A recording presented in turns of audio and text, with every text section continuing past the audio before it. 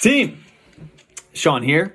I had a great mentoring call this morning with a mentee named David, new to coaching, and I was so in tune with something that I wanted to shoot a short video on that will only help us improve not only in coaching, in our relationships, it's going to help us in every single area of our life. And I jotted down my notes after the call because I was just so excited to share this with you guys.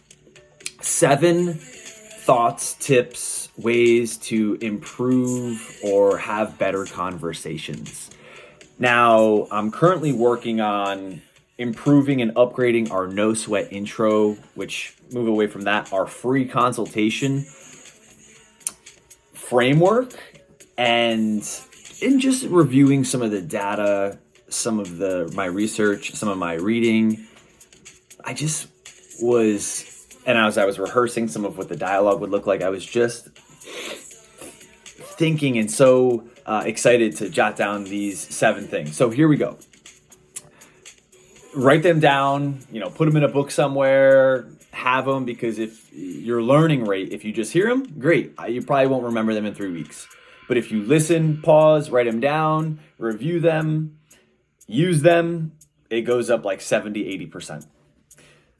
Okay, number 1. When you ask a question, look in tunely and stay engaged and interested. And that one seems so simple, but it's often so overlooked, so missed. An example, and don't interrupt. Let them think and go through the process. Here's a classic example. And I said to this gentleman, I said, David, what's an area of coaching that you feel, 1 to 2 areas that you feel would be your current greatest strengths? And from that, I just zipped it, locked eyes.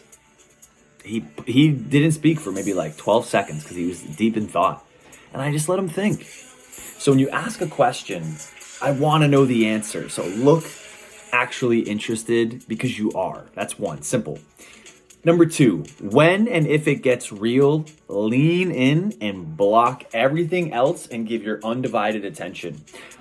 Say you're in a consultation process or you're at the gym.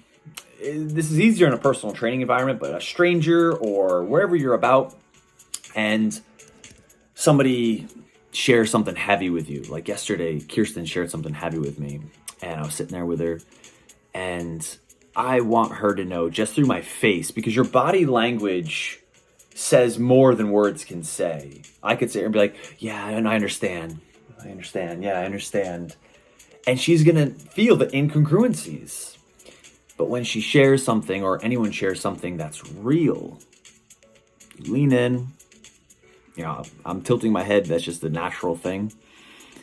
And I block everything else out from distracting me. And you have my undivided attention because I care as a human being. Simple. 3, gestures to show you're engaged without talking. You don't want to interrupt an individual when they're speaking. You want to let them speak. Now, if they're sharing something and you're listening along, I can nod. If it's a sad story, I can let my facial expressions show what I'm feeling without actually speaking, depending on how and where it hits me. If it's something funny, I can laugh. But we don't want to interrupt. We can show and stay engaged throughout the conversation with just our facial expressions. Number 4, say what they said back in specifics to show you're listening.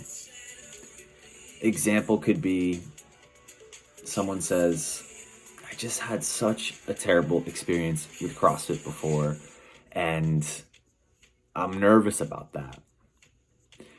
The difference of I understand you've had a terrible experience before, versus B, I totally understand that you've had a bad experience with CrossFit in your past.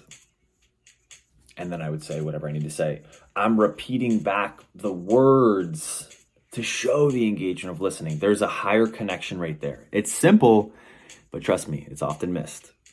Number 5 is balance eye contact. You don't want to stare at somebody completely without breaking eye contact. There's the joke I've used in my speeches at the summit of like, you're like an alien if you do that.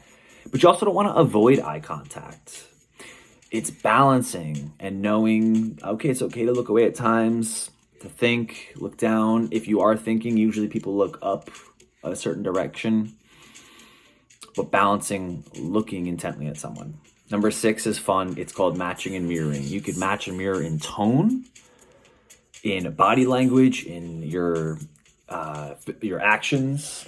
If they're doing, this quite a bit, they're not going to realize that when they're doing this, they're saying, listen, I just can't wait, blah, blah, blah, blah, blah. And you're just, all of a sudden you realize like that's something that they're picking up on. People connect with body and mirroring way more than words. And all of a sudden I totally get it. And now you start doing it back. We're like attracts like. That one's tricky because it takes active thought and it can almost take you out of the conversation. So if it feels unnatural, don't force it. It can happen naturally. And most of the time it does. But incongruent tone can throw you off. I'm really a no sweat. And that's where my mind is at right now. I'm excited about getting started. You're like, that's great. That's awesome. It's like, oh my God. Or vice versa. And then number 7, this is for us. Take time in your response. Aim to avoid fillers. Those are natural. They're going to happen, but try to avoid excess. Avoid rushing. Avoid speaking just to speak and filling the gap. And this is why you do this because, and because of, be thoughtful in your response. Take time to think and use your facial expressions. So someone shares something, process it. If you need time, say what they said back to them. If you need more time to process. Okay, so what you're saying is you feel like you're not losing weight because the meals you're eating are just boring. That's what you're saying, right? Just want to repeat that back. And you might even get them to open up a little bit more. They might say, yeah, that's what I'm saying. I understand. Okay, let's unpack that a little bit more, okay? These 7 things are so simple. They're so subtle. They are, to me, mastery that so few think about. I want to propose awareness to think about, because the more we think about them, the more we talk about them, the more that we bring them to light and say, hey, you're really great at this. Or, hey, this is definitely an area that I can improve upon. We can all improve across these 7. And I'm not talking specifically a no sweat. I'm not talking specifically one-on-one. I'm talking everywhere. Take these with you. I'm going on a date tonight. Take these with you. Wherever you go and practice them. Because as we're a better conversationalists, we're more effective at our delivery. We can create more trust, more rapport, be more effective, better leaders, create more congruency. I hope this helps. I know it does. If you have taken the time to write these down, ask a question and look intently engaged and interested. When it gets real, lean in, block everything else out. Gestures to show that you're engaged, nodding, let your face represent where you're at with them, laughter, things like that. Say what they said back in the specifics, not generalities. 5, balance eye contact.